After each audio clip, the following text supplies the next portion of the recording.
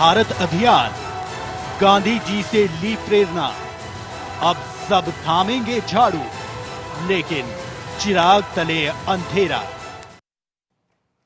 जी हां, रंग नया रूप पुराना। वाल्मीकि कॉलोनी के बदले दिन मोदी करेंगे सफाई अभियान की शुरुआत। मोदी यहां लगाएंगे झाड़ू। अपने अभियान की शुरुआत 2 अक्टूबर को दिल्ली की एक वाल्मीकि कॉलोनी से प्रधानमंत्री करेंगे, लेकिन ज्यादातर मंत्रियों ने हाथ में झाड़ू पहले ही थाम लिए और पिछले कई दिनों से कभी सड़कों पर तो कभी स्कूलों में तो कभी अपने दफ्तरों की सफाई में जुटे हैं। गांधी जयंती के मौके पर प्रधानमंत्री मोदी जिस कॉलोनी से सफाई अभियान की शुरुआत करेंगे, वहां कभी गांधी ने काफी वक्त गुजारा था। आज इस कॉलोनी में वाल्मीकि समाज के लोग रहते हैं। यह कॉलोनी जो कल तक खंडहर थी, स्वच्छ भारत अभियान से ठीक पहले जैसे इसकी तकदीर और तस्वीर दोनों बदल चुकी।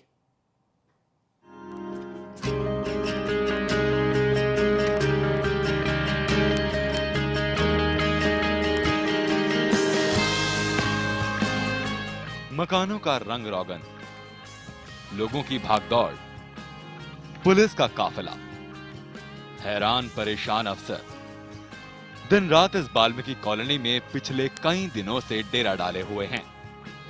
यहां रहने वाले लोग भी नहीं समझ पा रहे कि जिस कॉलोनी की आज तक किसी ने सुध नहीं ली, वहां पर एकाएक इतनी हलचल कैसे हो गई। लोग एक दूसरे से पूछ रहे हैं कि क्या ये किसी चुनाव से पहले की तैयारी तो नहीं, क्योंकि यहाँ के लोग चुनाव के समय ऐसा माहौल देखने के आदी हैं। कहने को तो बहुत बड़ी बात कहते हैं कि भाई लोन लो, मगर लोन मिलता नहीं। भाई आगे बढ़ो, आगे बढ़ने नहीं देते, तो आदमी एक थक कर बैठ ही जाता है। और फिर हमें तो एक आदत सी हो गई, अभी वीआईपी आएगा, कुछ भाषण देगा, खड़े हो जाएंगे, हम ताली बजा जाएंगे, वो चला जाएगा, कल हम यही खड़े उसी समाज में अपनी अपनी राय देते रहे। प्रधानमंत्री मोदी वाल्मीकि कॉलोनी के इस मंदिर से अपने अभियान की शुरुआत करेंगे। ये वो मंदिर है जहां पर कभी बापू रहा करते थे। कुछ समय पहले तक इस मंदिर को पूछने वाला कोई नहीं था, लेकिन आज न सिर्फ इसको सजाया जा रहा है, बल्कि मोदी की आंख में धूल का एक तनका भी नहीं जाए, इसके लिए मंदिर के आसपास के इलाके को दुल्हन की तरह सजाया गया है।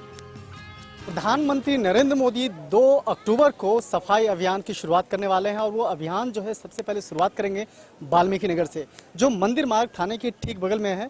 इस वक्त में मैं वाल्मीकि नगर में हूं, जहां पे आप देख सकते हैं वाल्मीकि नगर के इलाके के कई लोग यहां बैठे हुए हैं, सदस्य यहां बैठे हुए हैं और यहां पे आपस में बातचीत चल रही है कि कैसे प्रधानमंत्री आएंगे और कैसे यहाँ की जो लोग हैं उन लोगों से मुखातिब होंगे, बातचीत करेंगे। हमारा कहना होना चाहिए, ठीक कर रहे हैं और उसकी खुशी में हमारा भी कुछ कर जाए तो अच्छा है। हमें ये उम्मीद है कि मोदी जी आएंगे तो कुछ हमारे लिए करके जाएंगे। बाबा, पहले भी कई राजनेता यहाँ पे आए हैं और चले गए, करके कुछ नहीं गए, करके कुछ नहीं गए। पहले बहुत आए, ज्ञानी जैल सिंह भी आया, बीबी गिरी भी आया, पंडित जवाहरलाल नेहरू आया, इंदिरा गांधी आई, सब आए, राहुल गांधी भी आया, करके कोई कुछ नहीं गया, आश्वासन दे देकर निकल गए सब। एकाएक वाल्मीकि कॉलोनी की सफाई से यहाँ के लोग तो खुश हैं, लेकिन उनको तकलीफ है, दर्द है जो यहाँ सालों से रह रहे हैं। कभी ये लोग इन पक्के मकानों की जगह झुग्गी झोपड़ियों में रहते थे। आज भले ही इनके पास सर छुपाने की जगह हो, लेकिन कभी आशियाना इनसे छिन जाए, इनको भी नहीं पता।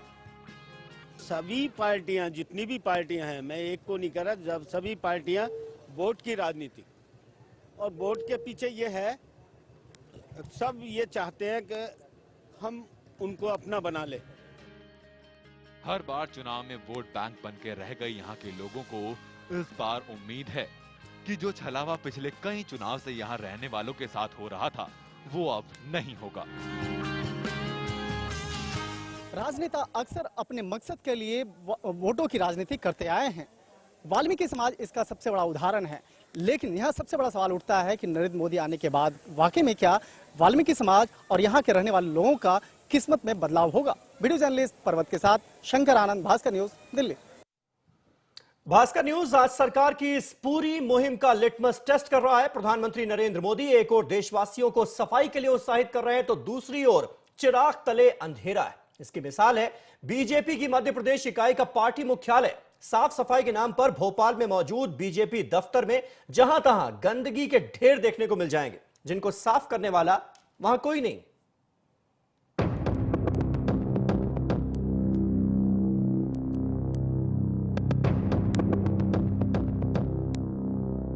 दीवारों पर पान की पीक, ओवरफ्लो होता गटर का पानी, इमारत के कोने कोने में फैला कचरा, ये पहचान है उस पार्टी के दफ्तर की जिसके मुखिया हैं प्रधानमंत्री नरेंद्र मोदी। और ये इमारत है मध्य प्रदेश बीजेपी मुख्यालय की। प्रधानमंत्री नरेंद्र मोदी स्वच्छ भारत अभियान के तहत देश में ही नहीं विदेशों में भी स्वच्छ भारत अभियान की पैरोकारी कर रहे हैं, लेकिन उनके पार्टी के कार्यकर्ताओं और उनके कार्यालयों पर इसका असर कम दिख रहा है। यही वजह है कि जगह जगह गंदगी के ढेर और सड़क पर सीवर के गंदे पानी का बीजेपी के ऑफिस में सुध लेने वाला कोई नहीं। प्रधानमंत्री मोदी की अपील पर पार्टी नेता और कार्यकर्ता जगह जगह सड़क पर झाड़ू लगा रहे हैं। मंत्री अपने विभागों की सफाई कर रहे हैं, लेकिन बीजेपी कार्यकर्ता अपने ही मुख्यालय को गंदा कर रहे हैं और यहाँ की गंदगी की ओर उनका कोई ध्यान नहीं है।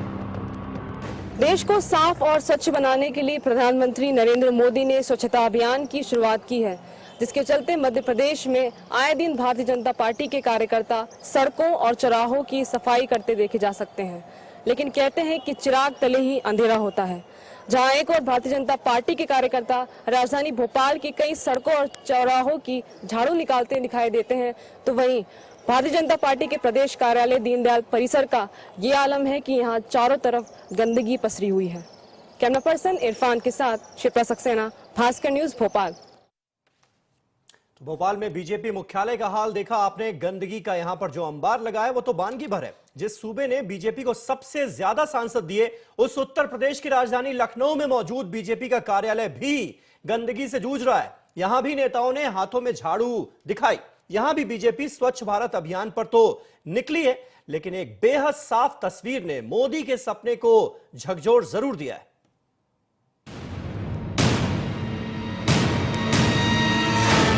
ये तस्वीरें देखिए, एक बार फिर से देख लीजिए।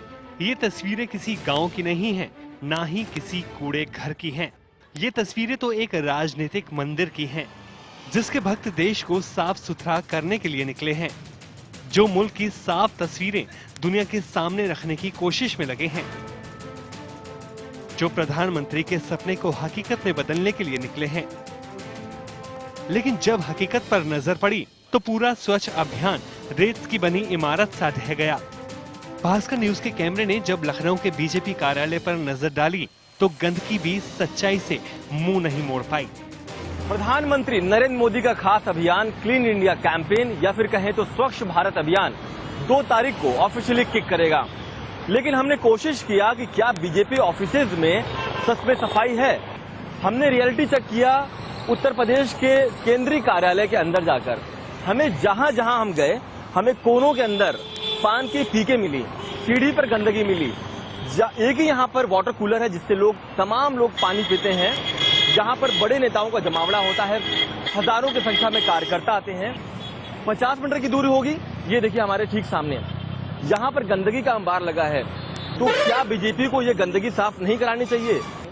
खुद का घर उनका गंदा है, जहां जहां हम गए हैं वहां पर गंदगी का अंबार लगा है। तो यहाँ पर रियलिटी चेक में पूरी तरह से भाजपा कार्यालय फेल हो चुका है। फुटपाथ पर गंदगी के पहलू में बैठी ये जिंदगियां ऐलान कर रही हैं इस बात का कि भारत का स्वच्छ अभियान तो सिर्फ नेताओं का राजनीतिक शिगुफा है। क्योंकि अगर भारत में स्वच्छ अभियान का नारा बुलंद होता तो सबसे पहले बीजेपी लखनऊ में अपना घर साफ करती। कभी बुजुर्गों से सुना था जिनके घर कच्चे होते हैं वो कभी व्हाइट हाउस का सपना नहीं देखते। ये अलग बात है कि गोमती के साहिल पर बीजेपी नेताओं का जमावड़ा लगा था। जल संसाधन मंत्री से लेकर खुद गृह मंत्री तक गोमती के काले पानी को सफेद करने में लगे थे। लेकिन सवाल सिर्फ इतना सा ही है कि क्या नेताओं के हाथ में झाड़ू पकड़ लेने से मुल्क साफ हो जाएगा? क्या सिर्फ कागजों पर सफाई लिखकर देश स्वच्छ हो जाएगा? शायद नहीं। अगर साफ होने का कोई नुस्खा आपके पास हो तो बीजेपी के उन मंत्रियों तक जरूर पहुंचा दें जो मोदी जी के सपने को साकार करने में लगे हैं। मोहसिन हैदर, भास्कर न्यूज, लखनऊ। तो गांधी जयंती के मौके पर स्वच्छ भारत अभियान की शुरुआत प्रधानमंत्री नरेंद्र मोदी खुद झाड़ू लेकर करेंगे, लेकिन ज्यादातर राजनीतिक दल इस अभियान की सफलता को लेकर अभी से संदेह जता रहे हैं। कांग्रेस ने जहां आरोप लगाया कि अभियान का नाम बदलने से सफाई नहीं होती, तो वहीं आम आदमी पार्टी के मुताबिक सिर्फ एक दिन की सफाई से देश साफ नहीं होता।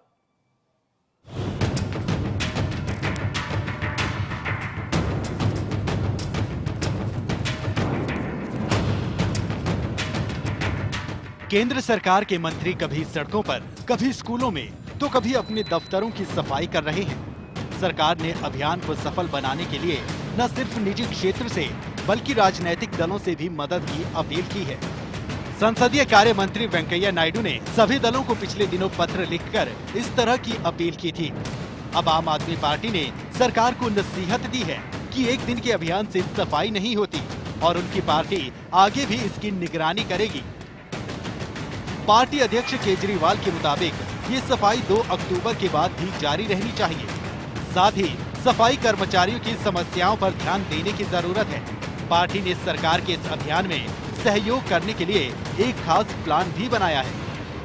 हमने सभी विधायकों को भी बोला है और सभी कार्यकर्ताओं को भी कहा है कि सब लोग कोशिश करें कि एक एक व्यक्ति एक एक सफाई कर्मी के साथ रहे और उनके साथ उनके हेल्पर की तरह काम करें, और मैं भी अपनी विधानसभा में रहूंगा। सरकार के इस अभियान को लेकर कांग्रेस ज्यादा गंभीर नहीं है। पार्टी के मुताबिक देश भर में सफाई का अभियान निर्मल भारत के नाम से पहले से चल रहा था। अब सरकार ने इसका नाम बदलकर स्वच्छ भारत अभियान कर दिया है। ऐसे में सिर्फ नाम बदलने से सफाई संभव नहीं है। प्रधानमंत्री जी ने कह दिया कि सब लोग ये करेंगे, झाड़ू लगाएंगे। आज उसी की प्रशिक्षण मिल रहा है और सारे मंत्री प्रभावित करने के लिए बड़े बड़े अधिकारी ये कार्य कर रहे हैं। पर ये सिर्फ कुछ दिन का नाटक ना रहे, गंभीरता हर चीज को इवेंट ना बनाया जाए। स्वच्छ भारत को लेकर लाल किले से प्रधानमंत्री नरेंद्र मोदी के भाषण के बाद उसका असर दिखने लगा है। पहले टाटा और भारती जैसे बड़े कॉरपोरेट घराने इस अभियान से जुड़े। अब भले ही कुछ राजनीतिक दल इस अभियान को लेकर संदेह जता रहे हों, लेकिन काफी लोग ऐसे भी हैं जिनको उम्मीद है कि जिस तरह मोदी सरकार की जन धन योजना सफल हुई थी, उसी तरह स्वच्छ भारत अभियान भी रंग जमाएगा। शंकर आनंद, भास्कर न्यूज, दिल्ली।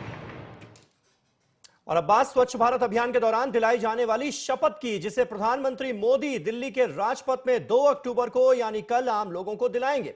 इस शपथ में लोगों से साल भर में 100 घंटे सफाई के लिए मांगे गए हैं। साथ ही 100 ऐसे लोगों को तैयार करने को कहा गया है जो सफाई में बढ़ चढ़कर हिस्सा लें। हम गंदगी नहीं करेंगे, न गंदगी करूंगा न गंदगी करने दूंगा।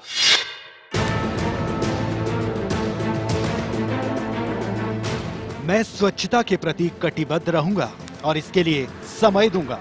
मैं ना तो गंदगी फैलाऊंगा और ना दूसरों को फैलाने दूंगा। प्रधानमंत्री के ये बोल आपने सुने। प्रधानमंत्री नरेंद्र मोदी गांधी जयंती के दिन 2 अक्टूबर को देशवासियों को स्वच्छता अभियान को लेकर जो शपथ दिलाएंगे, उनमें ये मुख्य बिंदु रहेंगे। महात्मा गांधी की 150वीं जयंती के मौके पर 2 अक्टूबर 2019 तक भारत को स्वच्छ बनाने के उद्देश्य के लिए अगले 5 वर्षों तक एक राष्ट्रीय अभियान चलाया जाएगा और इसके लिए नरेंद्र मोदी खुद और देशवासियों को दिल्ली के राजपथ में शपथ दिलाएंगे। शपथ का प्रारूप इस प्रकार होगा। महात्मा गांधी ने जिस भारत का सपना देखा था, उसमें सिर्फ राजनीतिक आजादी ही नहीं थी, बल्कि एक स्वच्छ एवं विकसित देश की कल्पना भी थी।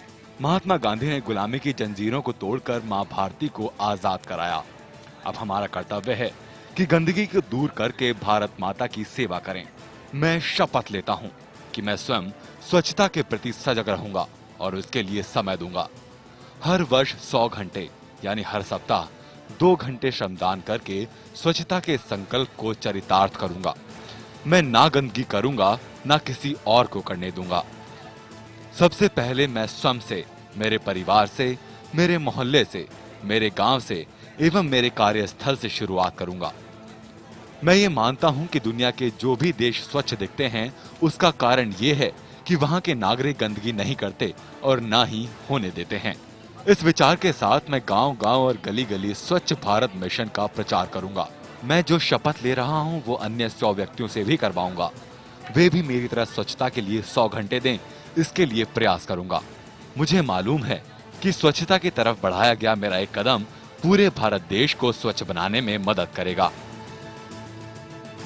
2019 में प्रधानमंत्री नरेंद्र मोदी महात्मा गांधी को उनके 150वें जयंती के मौके पर एक स्वच्छ भारत का तोहफा देना चाहते हैं। प्रधानमंत्री नरेंद्र मोदी 2 अक्टूबर को एक सार्वजनिक कार्यक्रम में ये शपथ दिलाएंगे।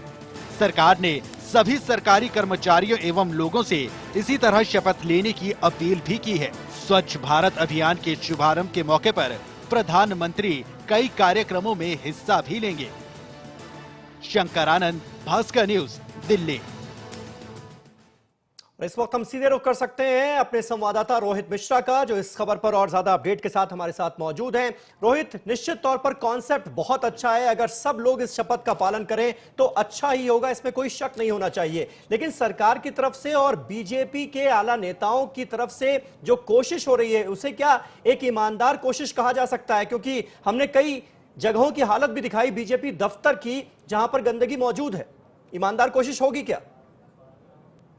देखिए समीर, फिलहाल ईमानदार कोशिश है या नहीं है, ये कुछ दिनों का हमें इंतजार करना पड़ेगा, क्योंकि कल से स्वच्छता अभियान की शुरुआत जो है मोदी जो है वो खुद करने जा रहे हैं। बेसिकली उनका मकसद ये है कि जनता के बीच में एक अवेयरनेस जाए, मैसेज जाए। क्योंकि अभी स्थिति ये होती है कि हम घर साफ करते हैं लेकिन उठा के कूड़ा जो है वो सड़कों पर डाल देते हैं, और उम्मीद ये करते हैं कि अब ये काम जो है वो सरकार का है, इसको साफ सफाई करने का।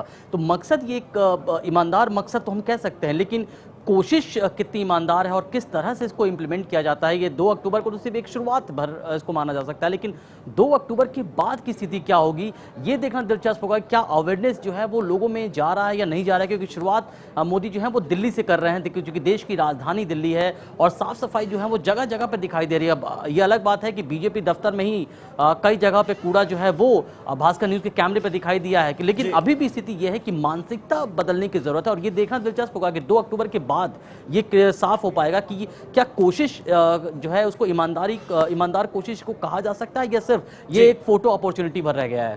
बिल्कुल, सिर्फ एक दिन की कवायद ये ना बनकर रह जाए, इसको कैसे सुनिश्चित करेंगे प्रधानमंत्री और पूरा का पूरा सरकारी अमला, ये देखने वाली बात होगी। और भास्कर न्यूज के रिपोर्टर्स की टीम की नजर भी इस पूरी कवायद पर आगे बनी रहेगी। बहुत बहुत शुक्रिया रोहित आपका इस जानकारी के लिए। खबरों में आगे बढ़ेंगे। यूपी में बढ़ती महंगाई के बीच अखिलेश सरकार ने जनता की कमर पर एक और बड़ा बोझ लाद दिया है। यूपी में सरकार की बिजली दरों को बढ़ाने के प्रस्ताव पर विद्युत नियामक आयोग ने मुहर लगा दी है, जिसके बाद अब जनता को घरेलू बिजली को 12% महंगी जनता को मिलेगी, 12% ज्यादा दाम उन्हें चुकाने पड़ेंगे। वहीं बढ़ी हुई बिजली दरों का बीजेपी पुरजोर विरोध कर रही है।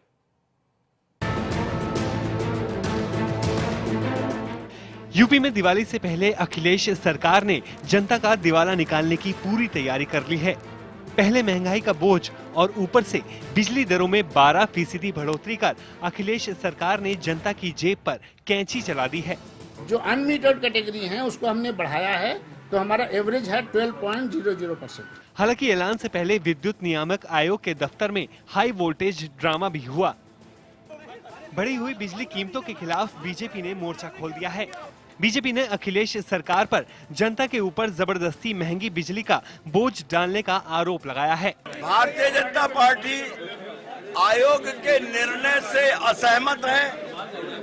हमने आयोग के इस निर्णय का विरोध किया है और जनता से आग्रह करते हैं कि सरकार के इस रेट बढ़ाने के जो प्रक्रिया है, इसके विरोध में जनमत खड़ा करें। दरअसल यूपी पिछले कई महीनों से भारी बिजली संकट के दौर से गुजर रहा है। सरकार प्राइवेट कंपनियों से महंगी दरों में बिजली खरीद रही है। पूरे प्रदेश में फिलहाल 33% लोग ही सही तरीके से बिजली कनेक्शन का इस्तेमाल करते हैं, जबकि चोरी से बिजली इस्तेमाल करने वाले लोगों की संख्या बहुत अधिक है। और इनसे अगर बिजली कर वसूला जाए तो कई 100 करोड़ रुपए सरकार की सालाना आय बढ़ सकती है। अब देखने वाली बात यह होगी कि अखिलेश सरकार इस फैसले के बाद जनता के गुस्से से किस तरह से बचती है। इसे कहते हैं सिर मुड़वाते ही ओले पड़ना। जिस तरह से सरकार ने बिजली के दाम बढ़ाए, उसके फौरन बाद विरोधी पार्टियां सरकार के पीछे पड़ गईं। लेकिन अब देखने वाली बात यह होगी कि बिजली के दाम बढ़ाने के बाद सरकार जनता के विरोध का किस तरह से सामना करती है। कैमरा पर्सन अरशद खान के साथ मोहसिन हैदर, भास्कर न्यूज, लखनऊ। तो यूपी में बिजली संकट गहराता जा रहा है, लेकिन सरकार और विपक्ष संकट सुलझाने के बजाय आरोप प्रत्यारोप में उलझे हुए हैं। बिजली संकट को लेकर जहां बीजेपी सड़कों पर उतर आई है, वहीं राज्य सरकार सारा दोष केंद्र सरकार पर डालकर अपना पल्ला झाड़ रही है।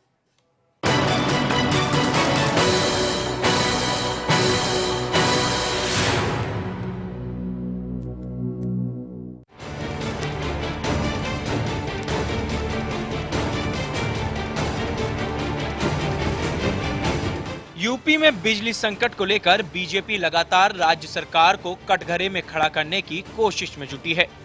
बीजेपी के नेता सरकार के खिलाफ सड़कों पर उतर आए हैं।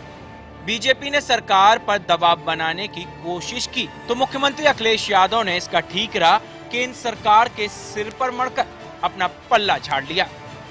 जो प्लांट लोड फैक्टर जिसके बारे में बताया जा रहा है, तो कोई समाजवादी पार्टी ने नहीं खराब किया है। समाजवादी पार्टी ने तो प्लांट लोड फैक्टर बेहतर किया है। झांसी का आप जानकारी कर लो या अन्य प्लांटों के बारे में जानकारी अगर पहुंचेगी तो प्लांट लोड फैक्टर को बेहतर किया है। मुख्यमंत्री ने केंद्र सरकार पर उत्तर प्रदेश के प्रति सौतेला रवैया अपनाने और सही मात्रा में कोयला की आपूर्ति न करने का आरोप लगाया है। मैं समझता हूँ चंदीपाड़ा के साथ साथ और भी महत्वपूर्ण कोयले के जो आवंटन है वो उत्तर प्रदेश सरकार को मिलेगा, क्योंकि जनसंख्या के आधार पर उत्तर प्रदेश सबसे बड़ा है। उत्तर प्रदेश की जनता ने बीजेपी पे भरोसा कर करके उन्हें ज्यादा संख्या में लोकसभा के सांसद जिताए। वहीं बीजेपी इस संकट के लिए राज्य सरकार की नीतियों और निकम्मेपन को इसका जिम्मेदार ठहरा रही है। सरकार के द्वारा बिजली के विषय पर जो जनता को गुमराह किया जा रहा है, सरकार बेनकाब हो सके और केंद्र सरकार पर जो ये आरोप लगा रही है प्रदेश सरकार, ये विषय जनता के सामने जा सके कि केंद्र नहीं दोषी है, दोषी है उत्तर प्रदेश सरकार और उसका कुप्रबंधन। उत्तर प्रदेश में जहां 11,500 मेगावाट की औसत मांग है, वहीं आपूर्ति केवल 10,000 मेगावाट की है। गर्मी के दिनों में ये मांग काफी बढ़ जाती है। बिजली को लेकर राज्य सरकार और केंद्र सरकार का ये झगड़ा नया नहीं है। बीजेपी जहां इस झगड़े का सियासी फायदा उठाने में जुटी है, तो वहीं सपा सरकार गेंद केंद्र सरकार के पाले में डालकर जिम्मेदारियों से मुक्त होना चाहती है। मोहसिन हैदर, भास्कर न्यूज, लखनऊ। और इंडिया टुनाइट में आज मेरे साथ बस इतना ही। एक छोटा सा ब्रेक ले रहे हैं। ब्रेक के बाद भी खबरों का सिलसिला भास्कर न्यूज पर जारी।